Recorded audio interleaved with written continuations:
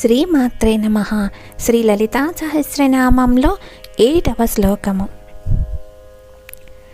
నవచంపక పుష్పాభనాసా దండ విరాజితా తారాకాంతి తిరస్కారినాసాభరణ భాసురా. ఇది శ్లోకము. ఈ శ్లోకం చదువుతున్నప్పుడు నవచంపక పుష్పాభనాసా దండ విరాజిత, ఆ విరాజిత చదువుతున్నప్పుడు అమ్మవారు అలా కళ్ళ ముందు మనకి సాక్షాత్కరించినట్టుగా అనిపిస్తుంది. నవచంపక పుష్పాభనాసా దండ విరాజిత